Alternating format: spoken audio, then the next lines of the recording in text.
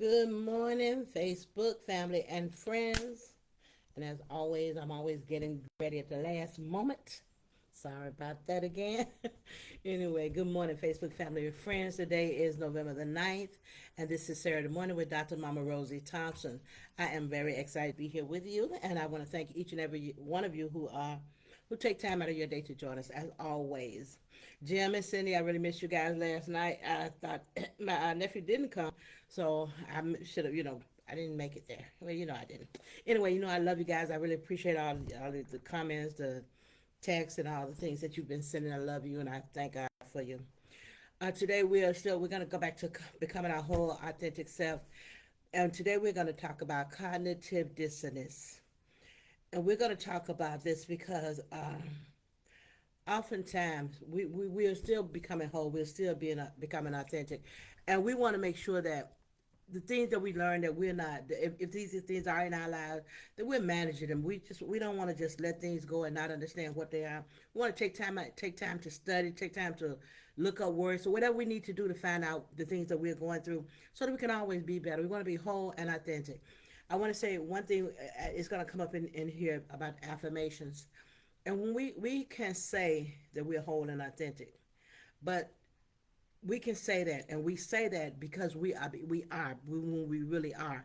We're not just saying that. It's almost like it's not just almost, but it's like saying that uh, I'm going to get a car, and you don't have a job, or you're not even seeking a car, or I know that I'm going to do this, but you're not doing anything to get toward that. So when we say we're whole and authentic, what we're saying is that I'm either there or I'm working to become whole and authentic.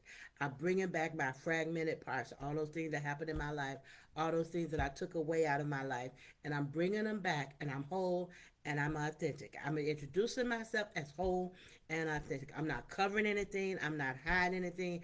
This is who I am.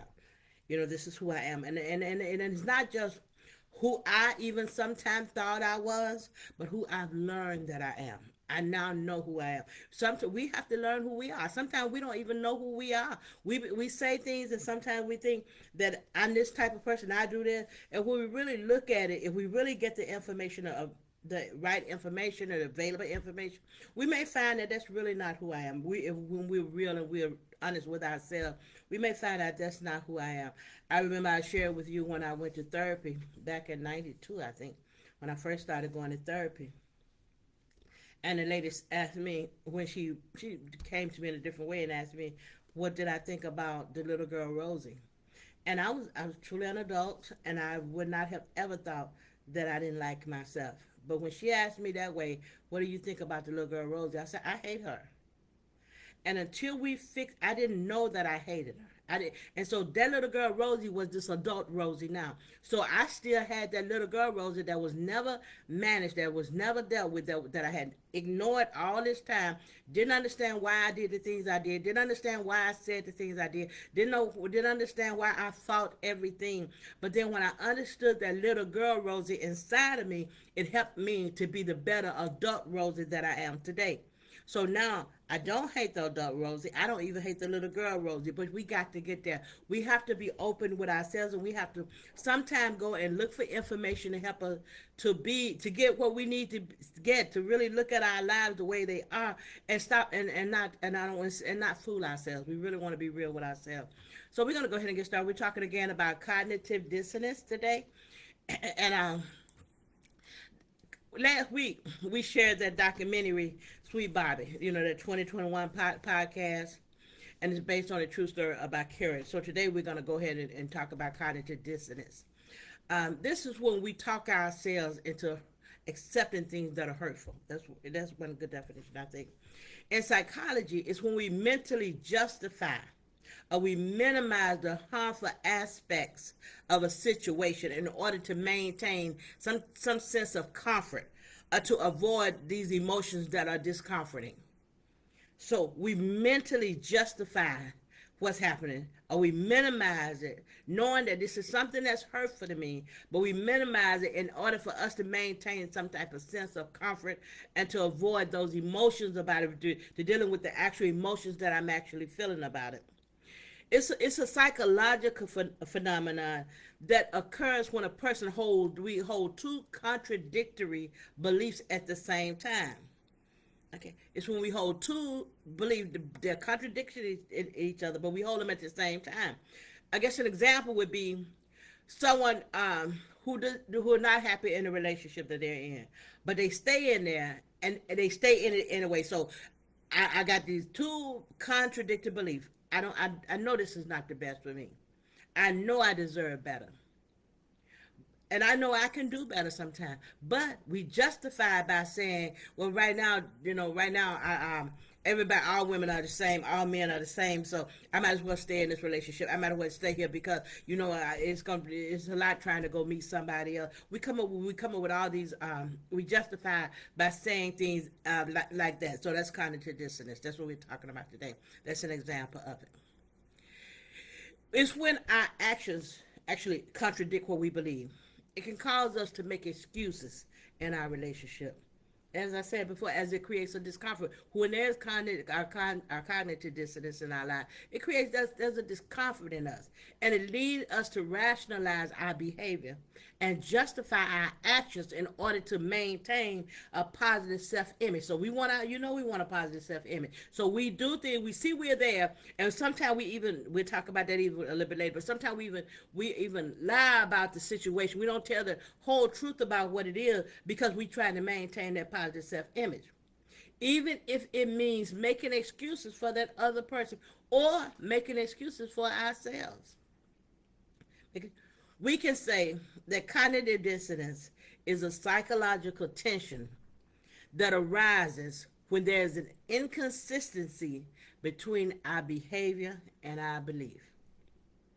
When we feel this type of tension, the tension that we're talking about, we experience a strong urge to change it. That's the good thing, because there's something in us when there's that tension in us, that cognitive dissonance tension inside of us. There's an urge to change it, to get rid of it.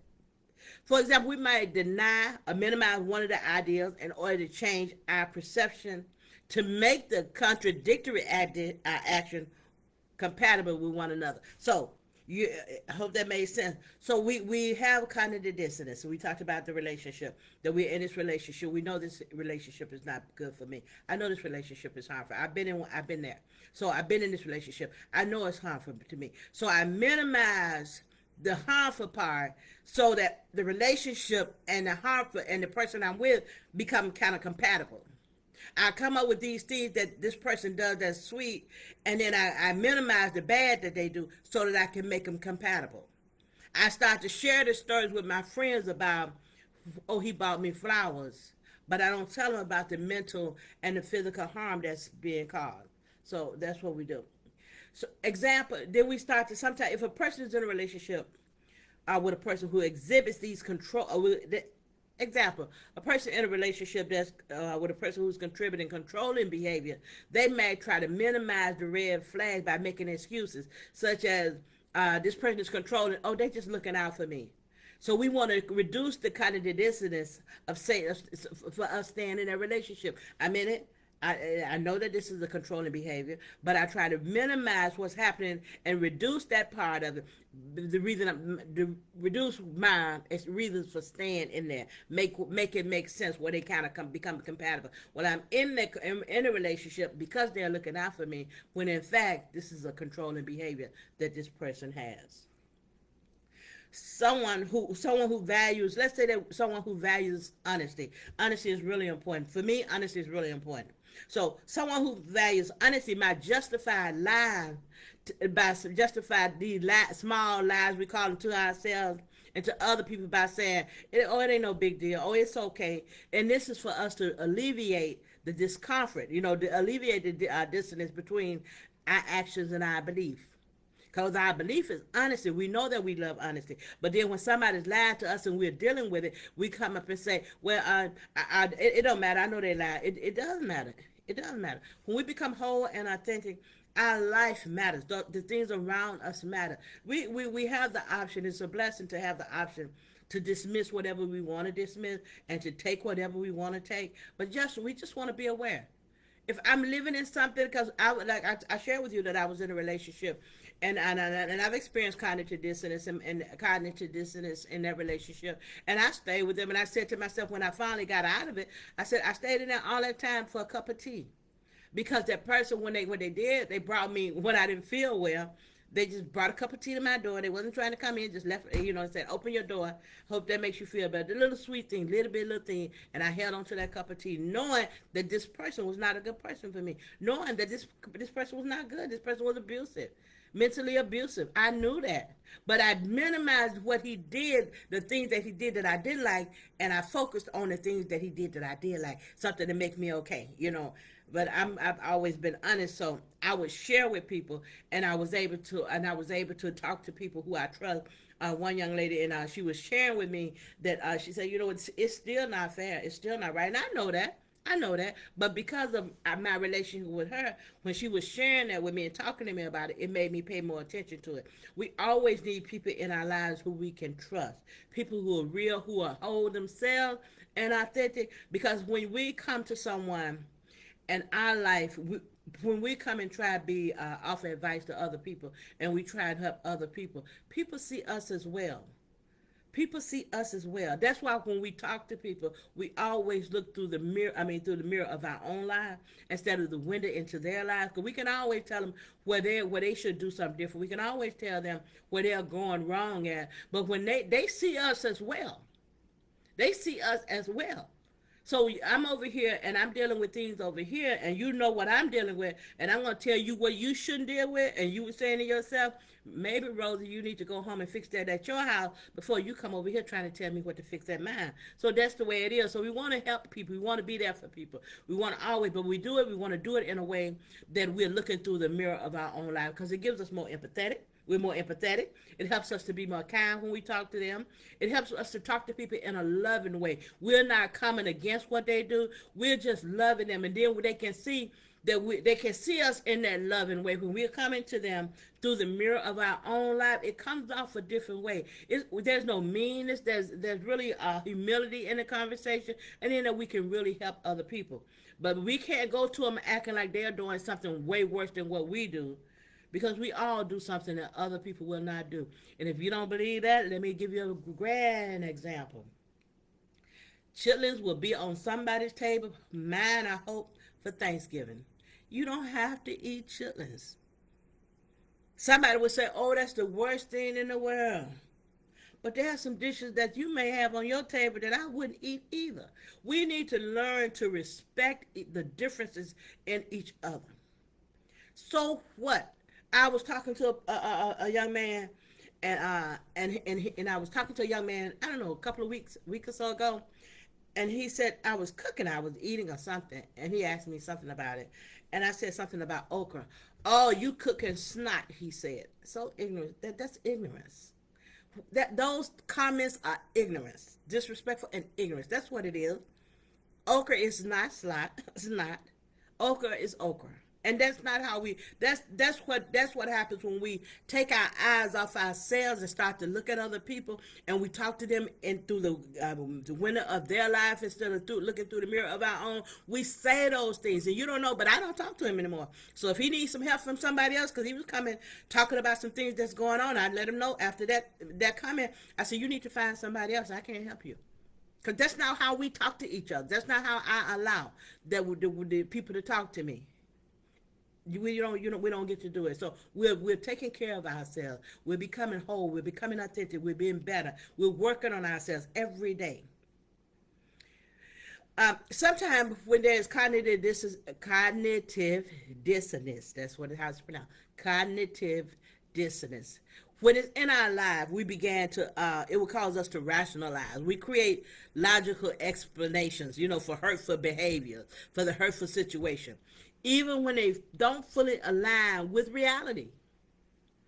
We do that to make them seem less damaging. We'll make up stuff. We create these explanations to make them so, even if it doesn't make any sense, just to make them seem like it's less damaging. We self-sabotage when we actively undermine our own well-being by accepting hurtful situations. We don't want to self-sabotage ourselves. We don't want to self-sabotage. We don't want to hurt ourselves. And we don't want to accept hurtful situations in our lives. We want to work to change it. And don't go throw everybody out your life. You don't want to go just turn your back on everybody, but you want to have these conversations with people. You want to have boundaries in your life so that you're not self-sabotaging. And it can also cause emotional manipulation, where somebody starts to deliberately using these tactics to convince another person to accept this hurtful thing. Well, that's okay. No, it's not okay. You remember we talked about Sweet Bobby, and all these years, 8 years, when Kira had never met Bobby, and all these people was telling her, "Oh, but he loves you. He going through a lot."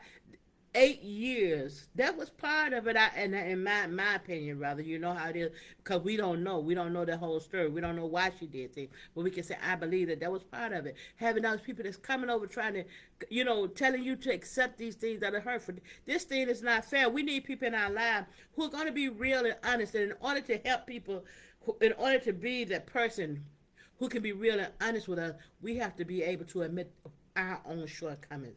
We have to be able to admit where we're wrong at. No one wants to talk to the person who everything in their life is, let them tell it is always right and perfect, especially when you can see it's not.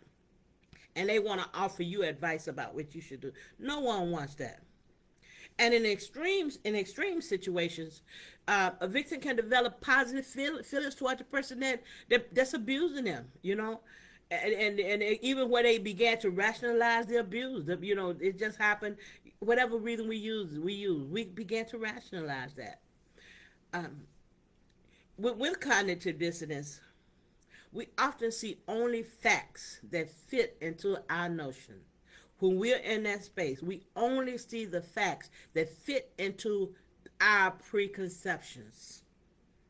We don't want to see other facts. We don't see other facts. We only see those facts that fit into our preconceptions.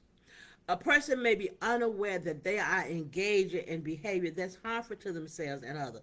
Oftentimes, people are not self-aware. We pay attention, we slow down, we take time, we look at ourselves. Sometimes people are not aware that they're engaging in behavior that's harmful to themselves and others.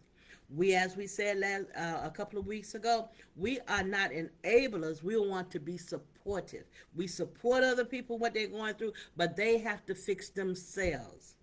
It's not our responsibility to fix anybody. People have to fix themselves. If they're not whole and authentic, we help them as much as we can, but we are also aware of how much it pulls on me. If it pulls too much on me to help someone, then I have to take a step back, because we have to take care of ourselves too. A person may be unaware when they receive. So some people, when they're unaware, they receive this new information that reveals the problem with their behavior. They may experience guilt or shame. Why did I go through like when the young lady was telling me about their relationship? I felt guilty. I felt ashamed for doing it all that time. And inside, there was something inside of me telling me that this was not good for me, telling me that I should not be in there, but I stayed in there. So when she said that, when I heard a real friend in my life, it really made me, I felt guilty. I felt shame.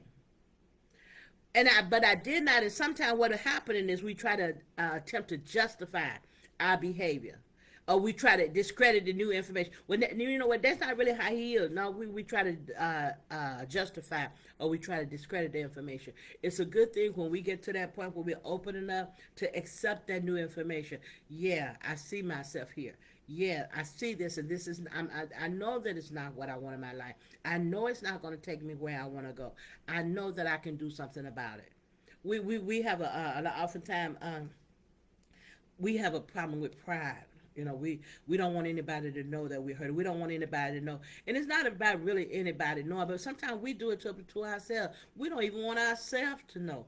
We get so prideful until we got this image that we want to portray, until we don't even admit to ourselves that these things are not good for us, that we're dealing with things. We look at everybody else, and it's because it keeps us from looking at ourselves. And that's another thing that we don't want to do. We sometimes set unrealistic expectations, and I'll see if there are comments. I'll look at those after I do this one. Unrealistic expectations. People who have these unrealistic expectations about their things in their lives, including their relationship with others, may experience cognitive dissonance. related to those expectations. You gotta, you if you really believe you in a relationship, if you really believe, if your core belief is that a man should pay all the bills, and your husband doesn't have a job, that's an unrealistic expectation. So there's a disconnection there.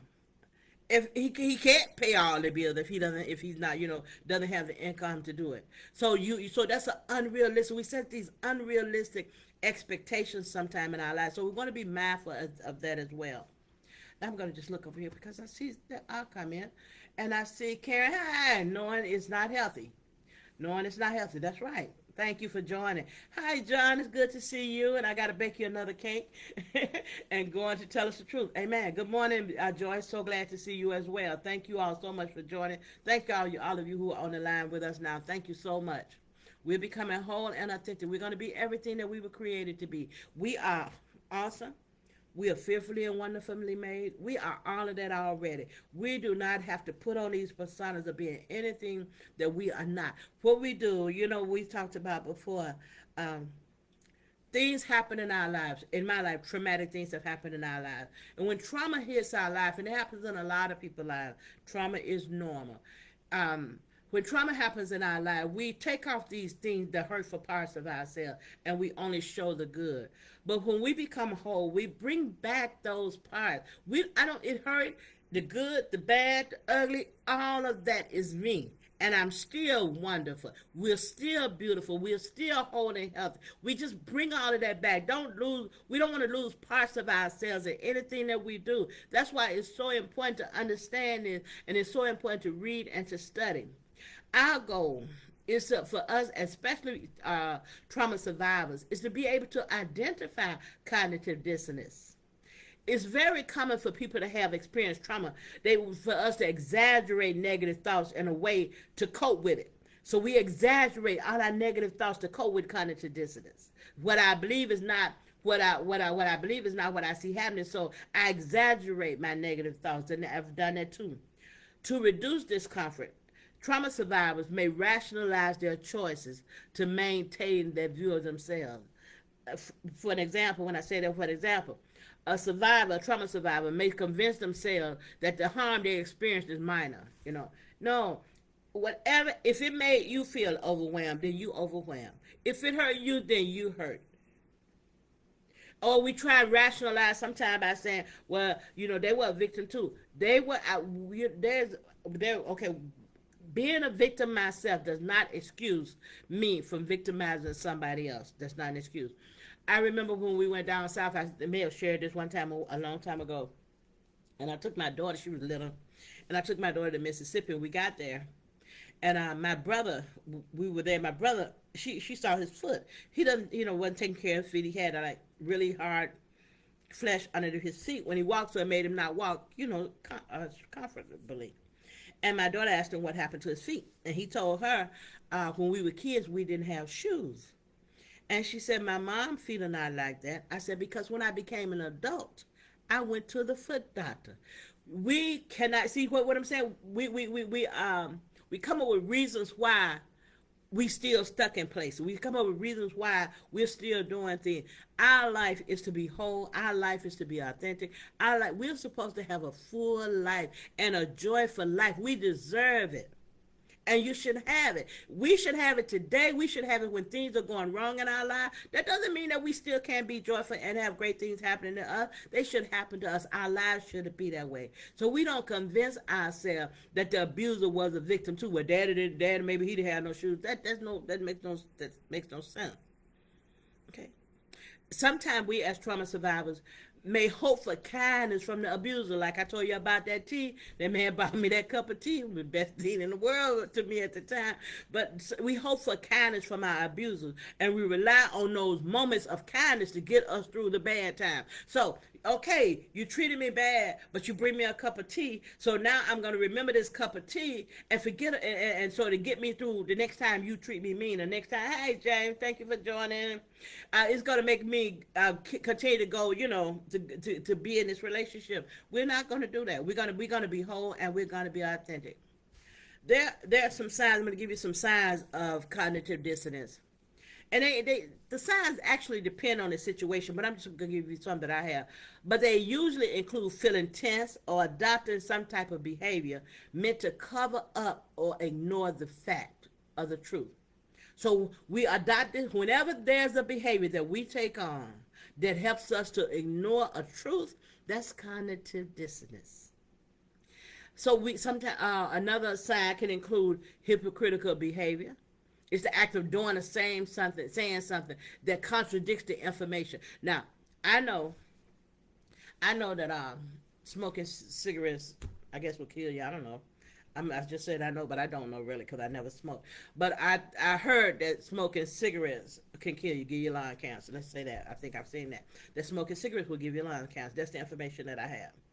Now, it can make me, my behavior becomes, because I smoke, well, I only smoke two a day. That's still hypocritical behavior because you still smoke. That's what we do. We don't want to have hypocritical behavior. We got that information. We have a choice. I got the information that smoking would give me will affect my lung. If I smoke, I smoke. I know that information. But what happened? We don't contradict. When we know that it do that, and we continue to do something different, we're contradicting our belief. If you believe this enough and you want to do something about it, then we start to work on being better.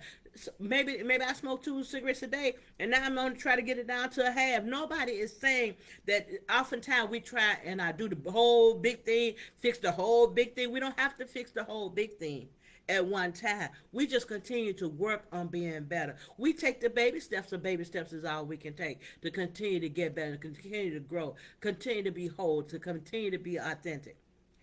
And it can also, a sign can be avoiding discussions about the trauma, is about the traumatic event. Some people just don't want to talk about it. This happened to me, this is how I feel, I just want to talk about it. But you don't want to be stuck there either. We don't want to stay stuck in any traumatic event in our life. This happened, the worst day of my life, I still believe, was the day my mom passed away. But I don't want to be stuck there.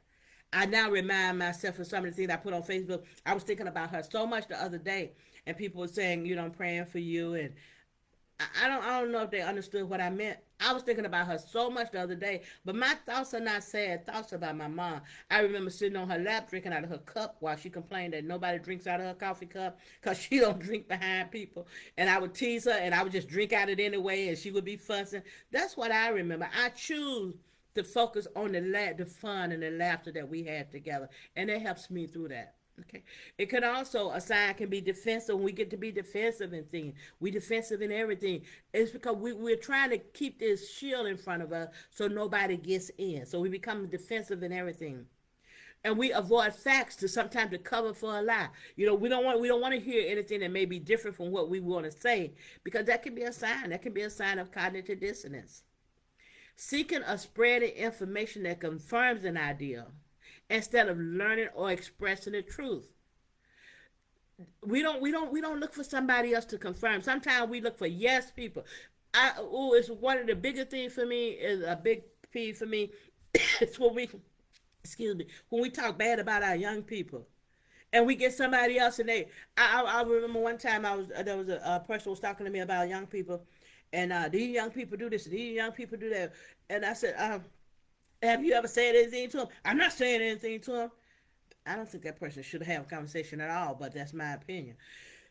And we don't want to spread information that confirm that all people are bad, that young people don't want to work. We don't want to do that. We want to express the truth. A lot of young people are working. A lot of young people want to work. Now, some of them don't want to work as long as we worked and still can't pay their bills, and I don't blame them. But that's not true. We want to speak the truth. Repeating affirmations, we said this earlier, repeating affirmation to ourselves to avoid a change in behavior. When we say that we are whole, that means we're working toward being whole, or we are whole. When we say that we're fearfully made, we know that we are. We are. We don't just say it and think it's going to happen. We were at church one time a while back, and the lady was asking for money, and she said, bring your $100 and say what you want when you bring it. And the girl went up there, and she ran up there, and she said, a Lamborghini. And the preacher, a Lamborghini? I'm like, you told the girl to say what she want. See, saying it don't make it so unless you're willing to put in the work. You got to put in the work for the things you want. Even in this, even in being whole and authentic, we have to put in the work to be whole and authentic. Okay, feeling guilty or shameful about acting in a way that doesn't reflect the truth. So that's another sign. We know that this, we feel bad about it. We know it's not reflecting the truth because we feel shameful about it. And emphasizing positive feelings to cover just to cover up a lie. We don't do that. We don't act like we're okay when we're not. It's a lie. It's a lie. It's wrong. It's wrong.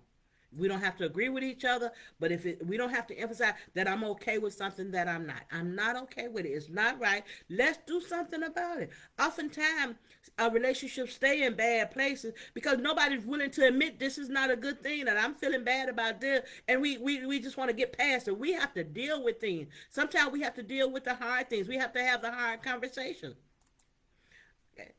And some of us may even change our belief. We said that our belief or idea to try to make them coincide. We want to, we want to make them coincide. So sometimes we even do that. Some people try to find ways to justify the conflict. They may include finding someone else to blame. Well, if it wasn't for his cousin, we'd be all right. If it wasn't for her sister, we'd be all right.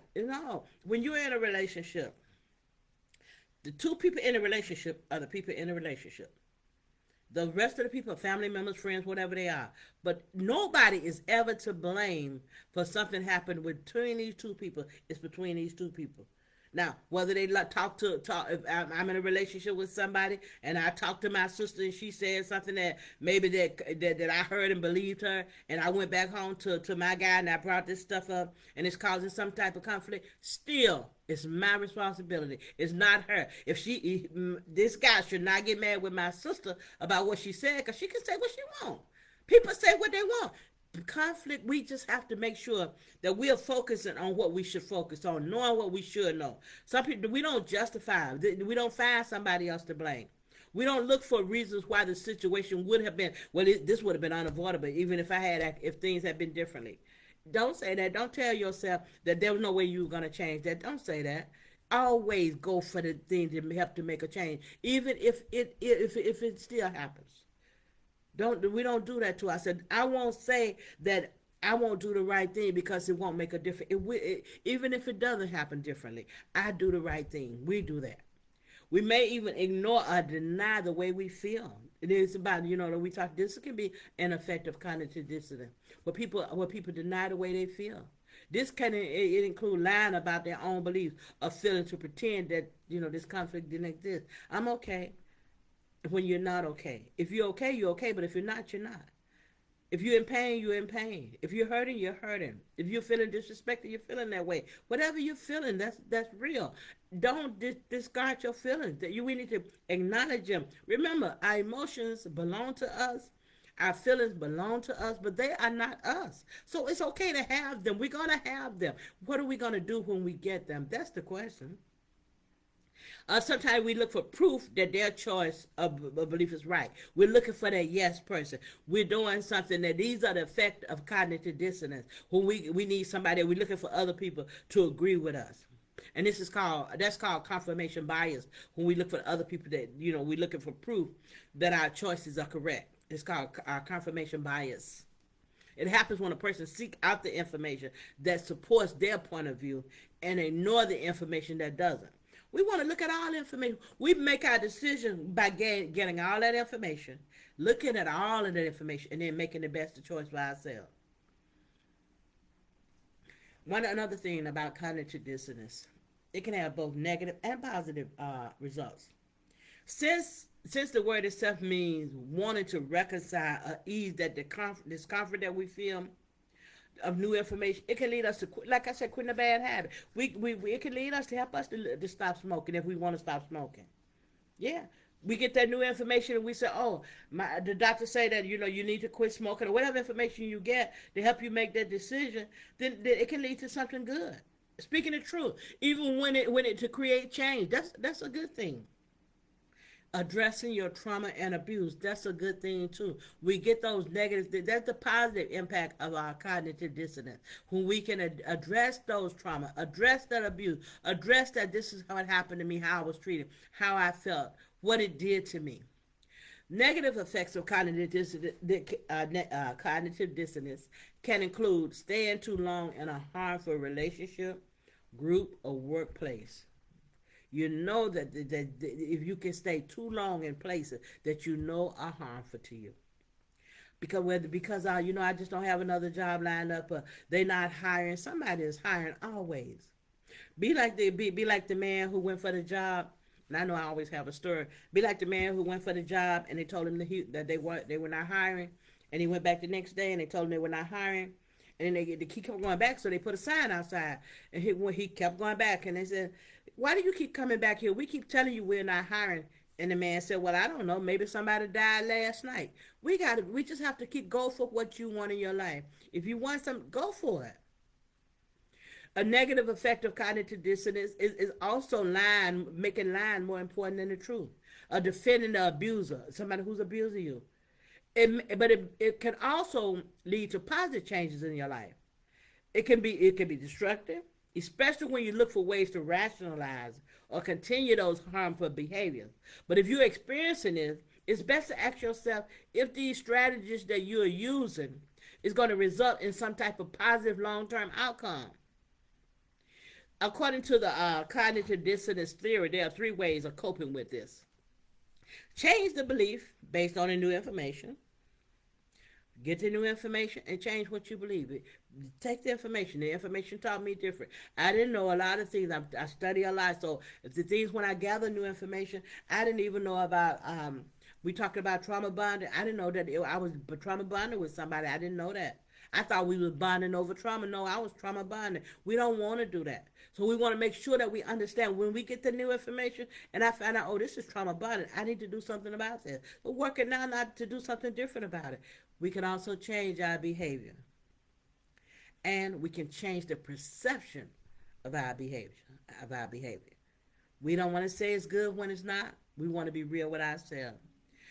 If you experience cognitive dissonance, think about what results these actions will have in the long term. If we change our belief, what result would I get out of that? If I change my behavior, what's going to be the result that I get out of that?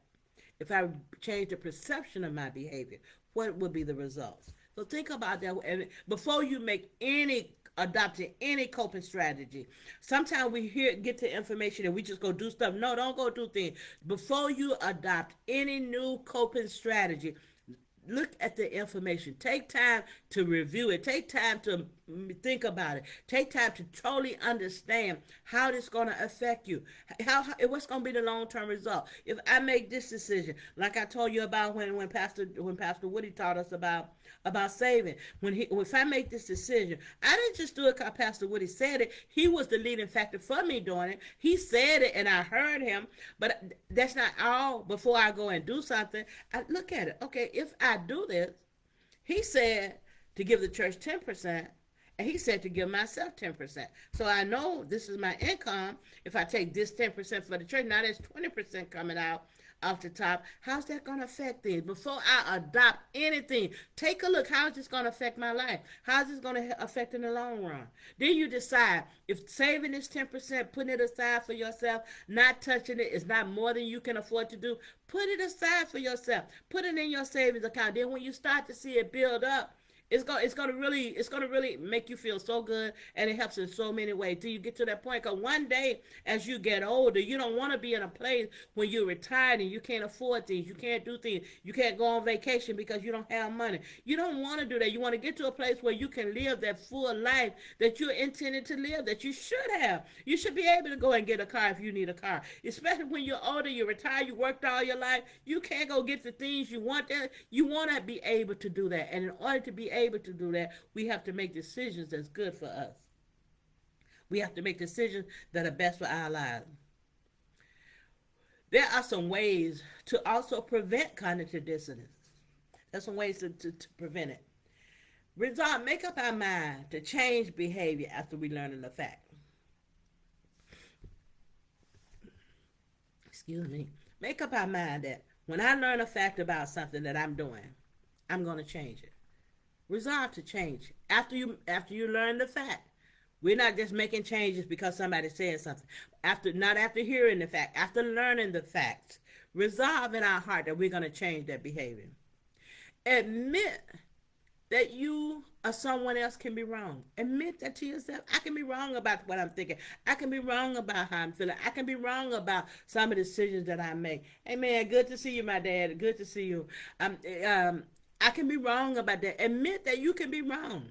And then we want to set realistic expectations.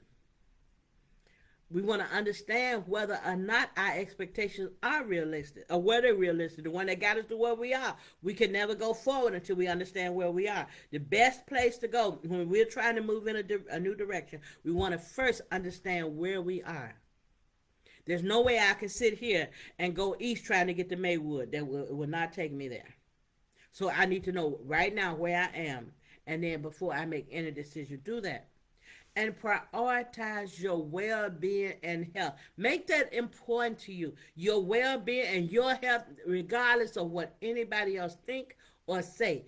Your well-being is important. That's what we talked about when we helping other people. Make sure we help them, but not at the expense of our own well-being. I'm here to help. I'm here to offer what I can offer, but I have to know how far I can go. When it gets to a point that I'm helping you and hurting me, then I can no longer help you. I need to take a step back. We don't have to fix everything. We don't have to know everything. We don't have to fix everybody. We have to. That's why that's why this world is so big. What they say, if each one help one, you help one. Help two. You don't have to help. We don't have to help everybody. Because all of us are not going to be the same. We talked about having vicarious trauma. Some people can't help everybody. Some people can't stand to hear about the trauma. It affects them. We need to understand that everybody's not going to be able to understand what you're going through. It's a personal thing. So prioritize your well-being. Prioritize your health. Accept uncertainty. Some things are out of our control. We do what we can. There are things that we are not sure about.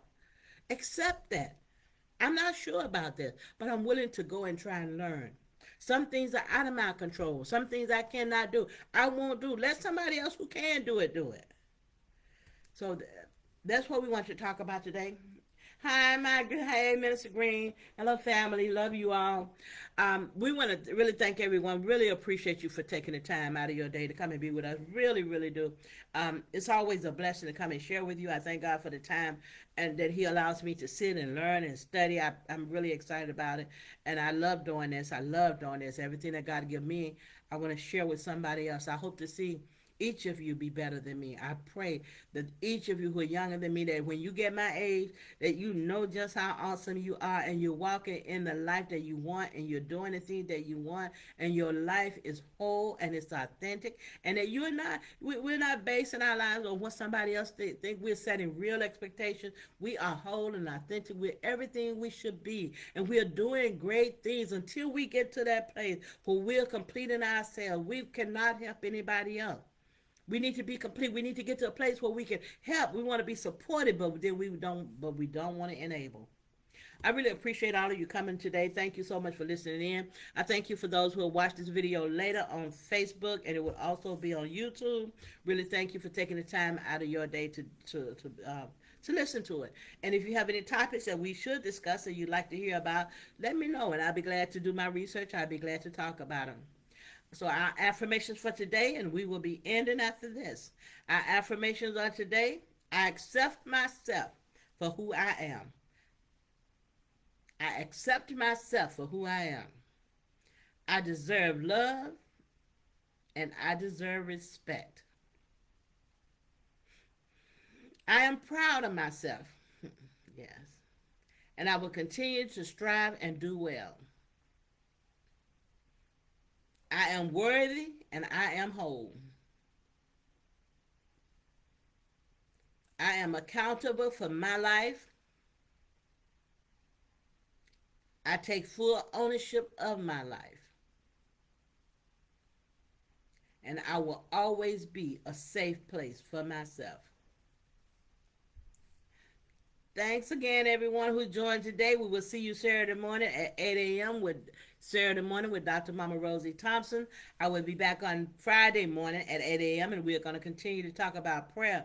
We had Olivia Jones with us yesterday, and her book about living securely in God was absolutely wonderful, absolutely wonderful. I'm gonna give you the real title of her book. It is on Facebook. It looks a little bit different because of the way that we had to put it out there. But Olivia John wrote a book, and it's called Fathered by God, Living Securely as His Beloved Child.